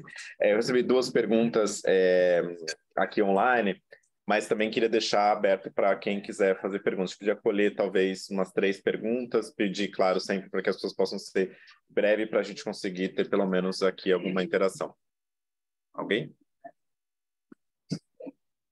Uma aqui, ok. Mais alguém? Para a gente ter 3. Ali atrás, estão 3. Ok. My question is, what about the other side? Which are the skills of the government, the Partido de los Trabajadores, the coalition government against or to fight with the different levels or shapes that you have spoken about? This human... Speak up a little bit. Just yes, please. Somebody can repeat the question. I'm asking what about the other side, the government, the Partido de los Trabajadores, which are the capabilities of the government, the Trabajadores Party, even the coalition of government, to fight with the different levels about all of you have spoken, even this human structure of disinformation, the question with the religion, the Pentecostalism, even Catholic and Protestant, and the question of justice and the army, particularly with the army. Yes. Good. Queria perguntar para vocês um pouco sobre o aspecto da internacionalização desse movimento de extrema-direita. Como é que a gente pode entender isso para além das peculiaridades do Brasil? Então, a pergunta é sobre a internacionalização. Estou repetindo também. A pergunta é da internacionalização desse movimento para além do Brasil. Inclusive, uma das perguntas justamente era sobre isso, sobre a influência do Bannon e umas perguntas que a gente recebeu aqui no chat também. Aqui atrás. Você acha, se fala um pouco que a estrutura da coordenação dessas redes mudou um pouco com o Bolsonaro não tendo uma liderança? Você acha que mudou? O que você tem visto em relação a isso? Você está mais descentralizado? Não. Talvez para jornalistas falar um pouco, né, do papel dos militares, há espaço para além de só demitir comandantes, haver de fato uma discussão sobre reforma das relações das Forças Armadas com o governo, uma verdadeira justiça, né, de transição que não houve no Brasil? Não, vamos. Já estou anotando, então anotem e já colhe algumas perguntas. Falar nesse gancho internacional, se vocês, você, uma relação com Putin, com o que aconteceu na eleição americana de 2016, toda essa estrutura de uso de redes sociais e fake news para causar essa desordem política. Yeah. Okay. Yeah. Thank you so much. So I'm curious, I'm trying to make parallels to what happened here in the U.S. to Brazil. What role do you think that racism, white supremacy in Brazil played to the rise of Bolsonaro? If you take a look at the presidency of Lula da Silva and the following administration, they played an immense role in uplifting a big part of marginalized communities in Brazil. So I want to know what role did white supremacy and racism play in the context of Brazil? Great. Muitas perguntas. Vocês estão fazendo. Essa é uma demonstração ao cultural appropriation. Além da questão da punição, que a gente sabe que é muito importante nesse momento, eu queria saber tanto da Júlia, né, que está mais diretamente falando com o governo, se o governo tem pensado em programas de desradicalização, como acontece aqui nos Estados Unidos, em relação ao terrorismo, inclusive terrorismo doméstico. Então, a pergunta, só repetindo, a pergunta é especialmente para a Júlia, né? Quais são os processos de desradicalização? Implementar um programa de desradicalização. Programas para desradicalizar. Né? Como a gente passou muito tempo aqui, eu vou passar ali, Marina e talvez seguir a ordem, Marina e Júlia, pode ser? Marina? Oi, estou te ouvindo. Eu não ouvi... Você está me ouvindo? Eu não consegui ouvir todas as perguntas. Eu ouvi alguma coisa de comparação entre o 6 de janeiro e aqui, o 8 de janeiro. Você acha que consigo... Eu posso só os temas. Acho que tem uma discussão sobre a questão da internacionalização, né, desses movimentos. Tem uma discussão sobre quais são as ferramentas que o governo tem daqui em diante e inclusive com a questão de desradicalização desses espaços. Tem uma discussão sobre o racismo e a retórica da supremacia branca. Então, esses são alguns dos temas que a gente falou aqui. Tá bom. eu vou dar uma pincelada aqui no que consigo. Sobre essa internacionalização deste movimento de extrema-direita, é claro que a gente sabe que o bolsonarismo e Bolsonaro se inspiraram no Trump e no trumpismo, e que esses movimentos de extrema-direita estão também em países da Europa, e como a Júlia falou, a gente precisa ainda entender e saber como isso vai se desdobrar nestes anos pós-Bolsonaro, né? Assim como o Trump perdeu a eleição, mas o trumpismo está aí nos Estados Unidos, eu acho que o bolsonarismo perdura aqui. Mas mais do que isso, eu acho importante, e as investigações aqui no Brasil, elas estão se debruçando sobre isso, sobre o financiamento e a ligação estratégica desse movimento de extrema-direita aqui. Então, eu tenho informação de que a Polícia Federal investiga empresários que eles têm ligações aí com os Estados Unidos, empresários aqui no Brasil que financiaram os acampamentos golpistas, que financiaram esses atos de barbárie e vandalismo, eles têm sim relação com os Estados Unidos, alguns deles. E o Jason Miller, por exemplo, o Bannon gosta de falar bastante, que está sempre por dentro, etc., mas acho que mais do que isso, o Jason Miller já veio aqui para o Brasil, já tentaram investigá-lo, tem suspeita de que ele levou e trouxe dinheiro do Brasil e para os Estados Unidos, então eu acho que isso, as investigações, elas vão mostrar. E aí eu chego um pouquinho na diferença entre as duas principais diferenças para mim entre o 6 de janeiro nos Estados Unidos e o 8 de janeiro aqui no Brasil. A primeira é que nos Estados Unidos o exército ficou neutro, né? Não apoiou e, pelo contrário, o comandante do exército foi a público dizer que não compactuava com aquilo, o contrário daqui, né? Aqui o exército apoiou ou, no mínimo, foi omisso ou conivente. E a outra coisa de diferente é a questão de investigação, né? Nos Estados Unidos levou muito tempo para que se apontasse algum tipo de culpa do Trump, e aqui nos dias seguintes, 1, 2, 3 dias, já várias pessoas presas, já tem uma investigação aberta no Supremo Tribunal Federal investigando os mandantes intelectuais, o Bolsonaro entre eles. Então, a rapidez dessa investigação, por causa também das diferenças de funcionamento dos sistemas judiciários e desse poder que teve o Alexandre de Moraes, que, enfim, já estava com uma ongoing investigation sobre atos antidemocráticos, né? O 8 de janeiro foi apensado inicialmente nesse inquérito ser tão rápido, mas depois abriu uma investigação só para os mandantes intelectuais e aí o Bolsonaro entre elas.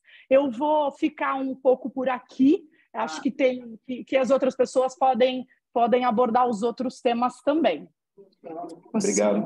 Marina, eu vou passar da Júlia para o professor Mário José, que já está. Pode? Né? Sim, claro. Okay. Só para... em relação à questão da internacionalização deste fenómeno da extrema-direita, eu acho que uma das distinções a salientar é, pensando um pouco o que está a acontecer também em Portugal e um pouco em toda a Europa, é esta ideia de que, no fundo, e prende-se um pouco com essa tal definição do Estatuto das Forças Armadas no Brasil. O inimigo, assim, desses fenómenos de extrema-direita, o inimigo escolhido da extrema-direita na Europa, no fundo, é muito virado para a questão da imigração, principalmente desde a crise da Síria, dos refugiados e tudo mais. O que me parece que não é exatamente no Brasil. No Brasil foi a corrupção, né? O inimigo foi a corrupção. Ou seja, mais uma vez, já estava lá dentro, não é? E no centro, não é? Porque o PT estava no poder, não é? Então, em vez de procurar o inimigo como algo que vem de fora, não é? O Brasil é caracteristicamente o inimigo de dentro. Isto é muito Carl Schmitt também, esta ideia de enemy and foe, não é? E eu acho que isto faz toda a diferença, não é? Esta questão a forma de como a extrema-direita se está a articular apesar destes movimentos serem não é, um pouco, há essa internacionalização, há também estas, como é que eu ia dizer, estes regionalismos, não é? Estas diferenças, não é? Across, que estão a acontecer. Falando um pouco da sua pergunta, em relação ao PT, há uma questão interessante também dentro do movimento carismático, que há ali uma divisão entre um movimento, pessoas que estão envolvidas no movimento carismático, mas que estão também a trabalhar muito com a teologia da libertação. Portanto, mesmo o próprio movimento carismático não é homogéneo, não é? E na altura em que ali, umas semanas depois do Bolsonaro ter recebido a facada, não é? Ele foi lá à Canção Nova, que é uma estação de mídia global da renovação carismática, não é? Onde eles rezaram em línguas e lá o falecido agora, Padre Jonas, disse que ele é um enviado de Deus e exploraram a ideia do nome do middle name do Bolsonaro é Messias, não é? E depois com a facada, então há aquela coisa toda de explorar a ideia da ferida, não é? Os contornos que possam haver ali, não é? Torná-lo uma figura messiânica, quase, não é? E isso criou uma discussão danada entre outros católicos mais virados, não é, para a teologia da libertação e os católicos mais pentecostais da Canção Nova. Portanto, também há ali discussões que estão a acontecer neste momento, não é? Dentro do próprio movimento carismático. Só para também dizer isso. Muito obrigado. Júlia?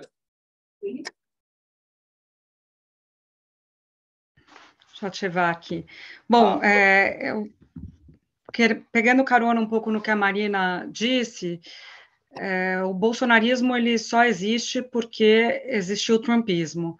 É claro que a professora falava sobre as particularidades que você tem da extrema-direita em diferentes lugares do mundo, mas elas compartilham de eu vejo como uma coluna comum.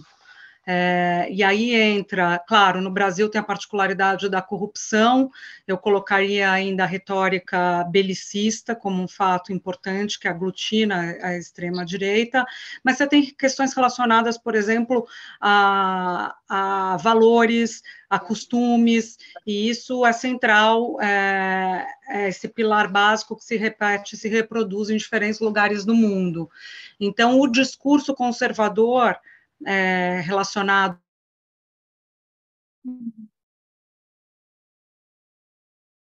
Júlia, acho que você vai escutar.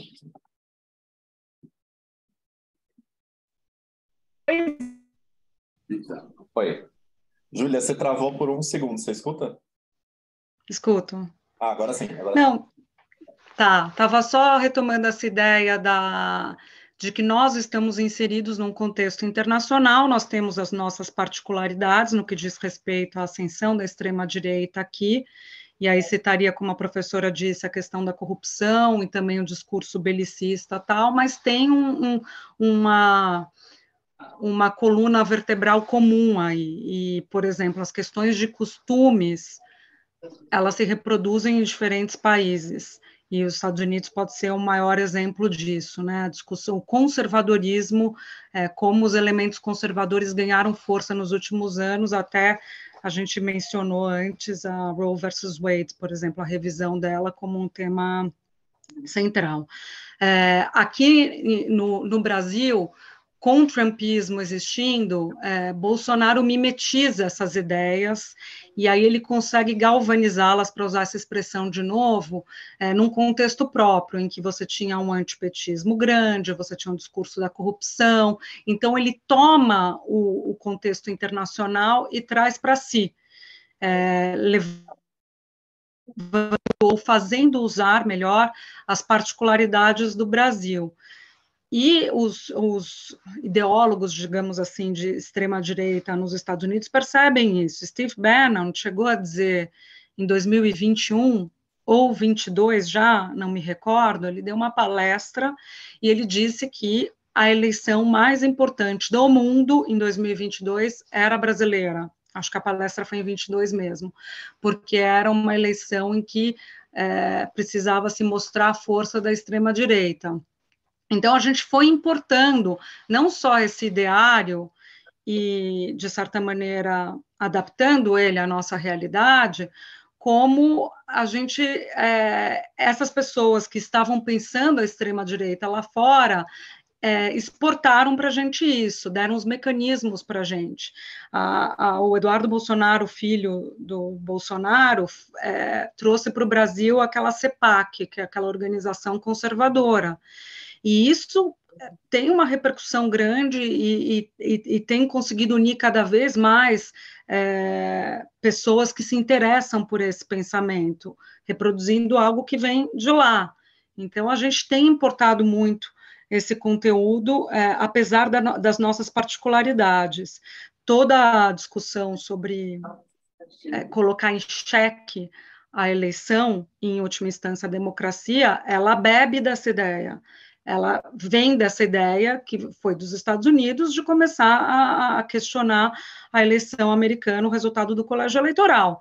A gente faz a mesma coisa aqui, o que Bolsonaro faz é exatamente reproduzir essa ideia que, em última instância, coloca em xeque a noção de democracia, né?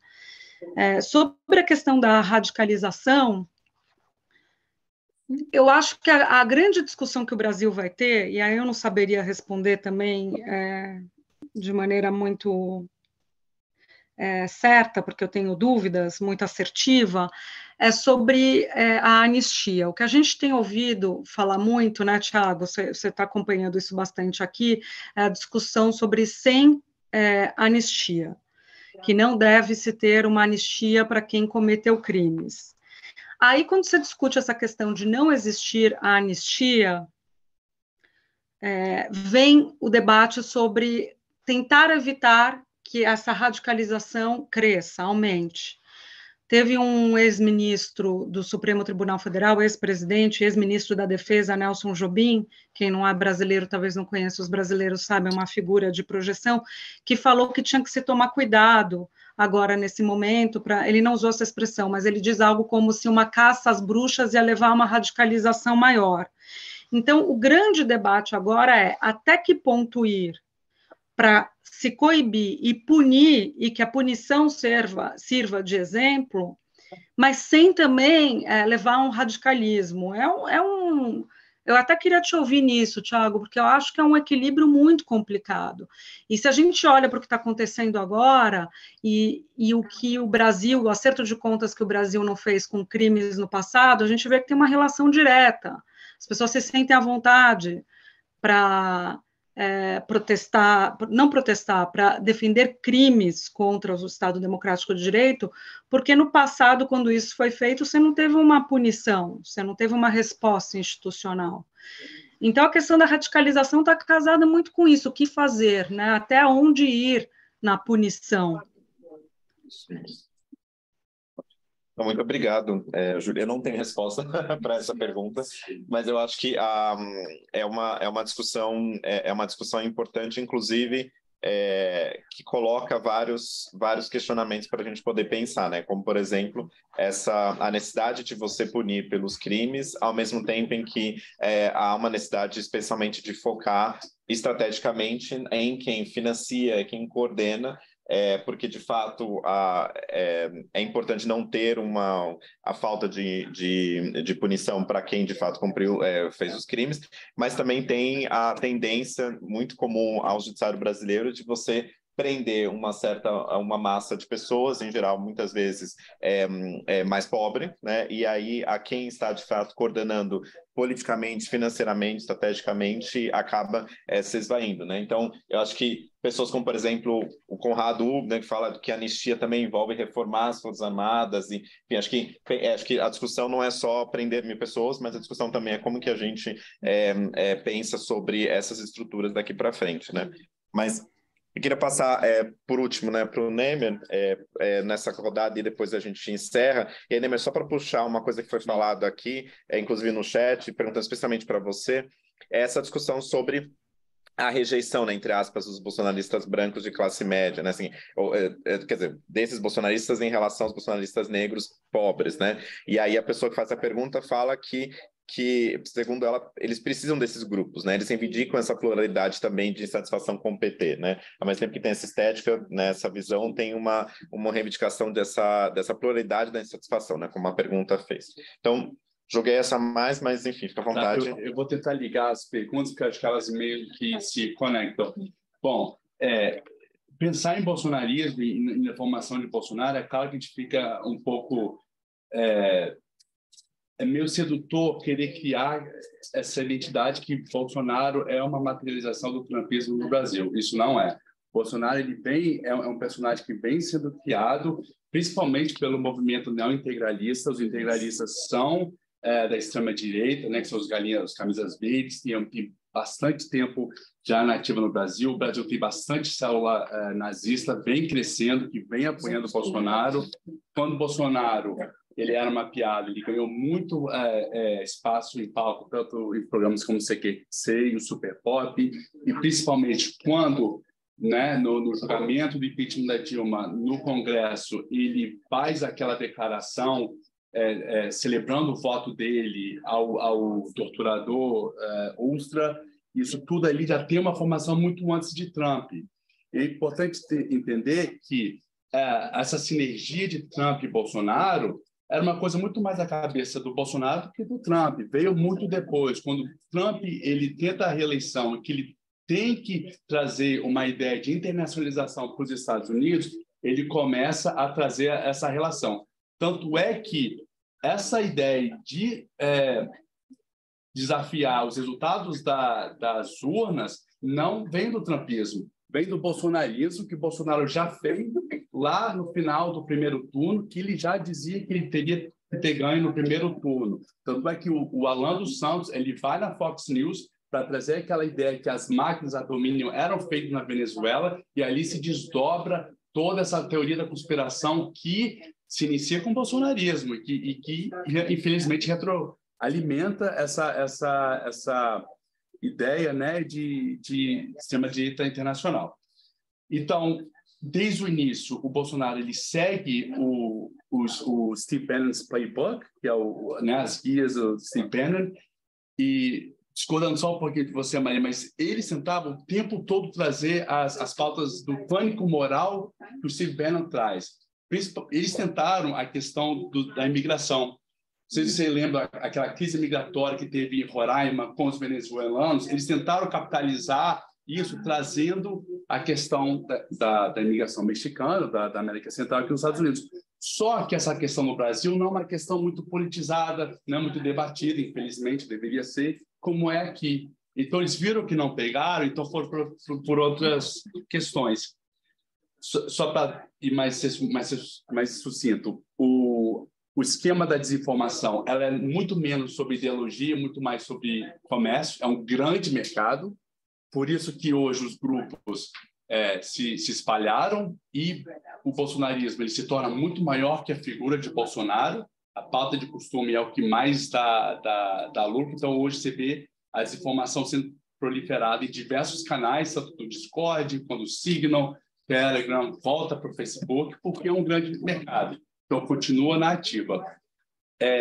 Antes da guerra da Rússia, Bolsonaro faz uma visita a Putin e ele leva com ele, às escondidas, o Carlos Bolsonaro, que é responsável por toda a máquina do ódio, que também é contada por Patrícia Campos Melo, e ele não sei, do gabinete do ódio.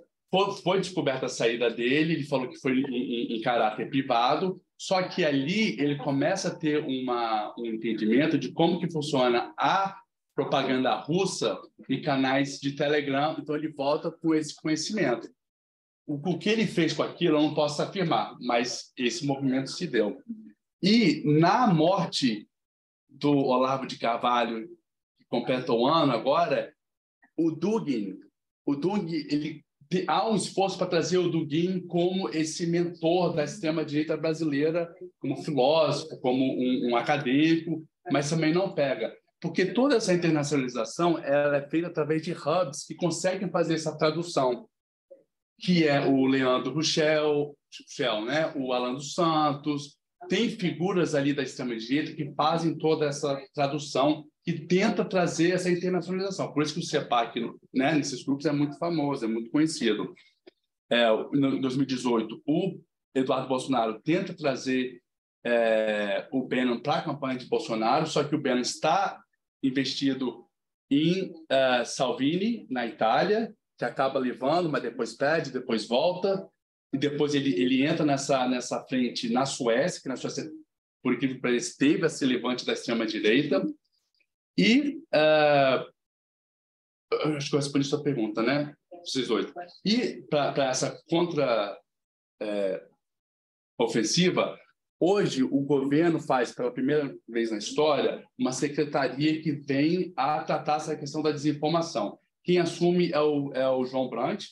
Ele estava à frente de um portal chamado O Desinformante, muito bom. Ele foi secretário da Cultura no Haddad, e acho que também estava no governo Dilma também na questão da cultura. Enfim, não come andar, tem que checar. Mas ele é uma pessoa que transita muito bem no Partido dos Trabalhadores e que hoje está com essa missão.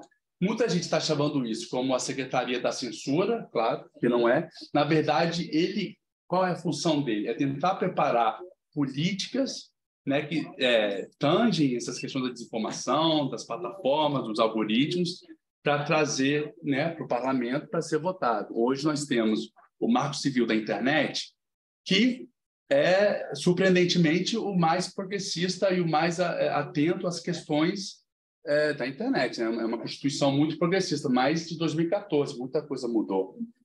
Então, há também essa necessidade de se reciclar esse entendimento de política de internet.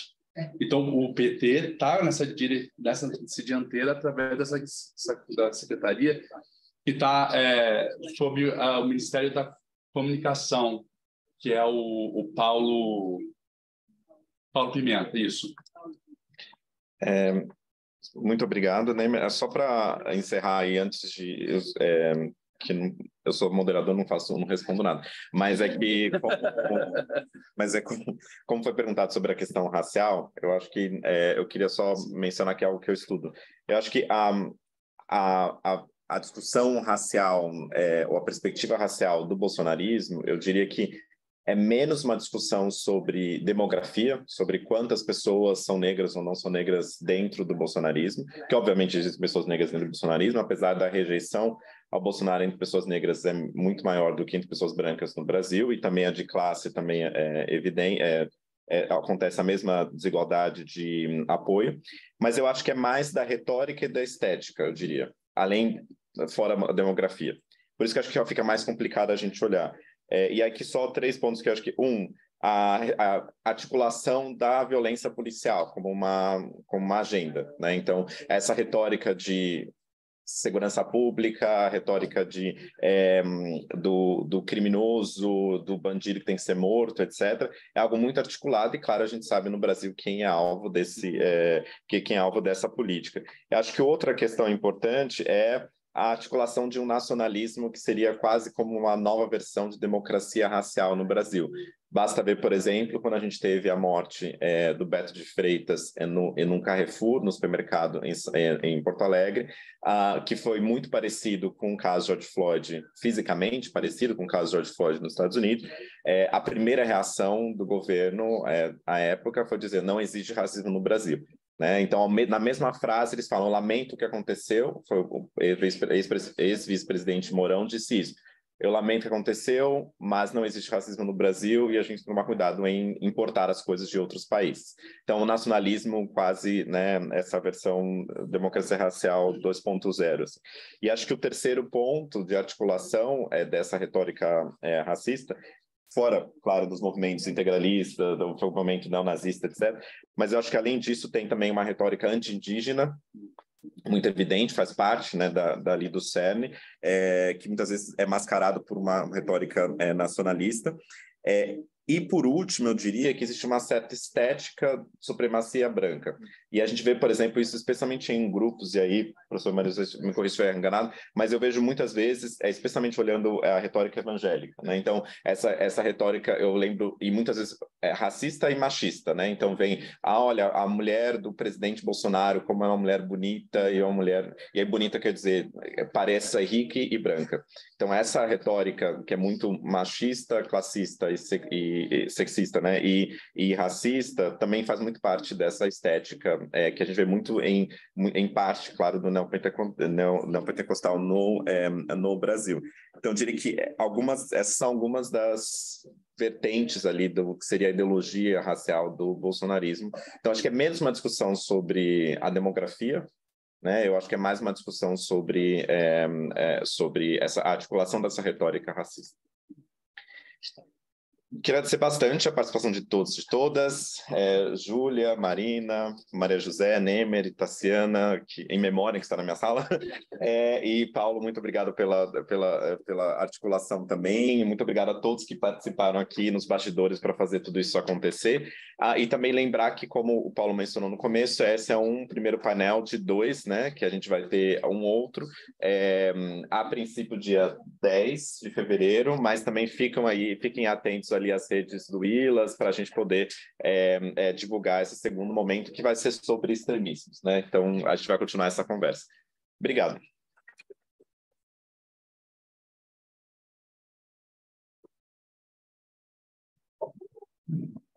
Você tem algo Tudo bem? Oi, tudo bem? Esse eu acho que sim. Legal.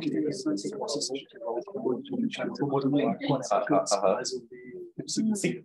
Você não me escreveu, não, é uma pessoa que escreveu. Tá, não, porque eu recebi vários e-mails, e aí eu respondi, né, quer dizer, eu acabo falando uma coisa que eu já respondi. Mas sim, só me manda.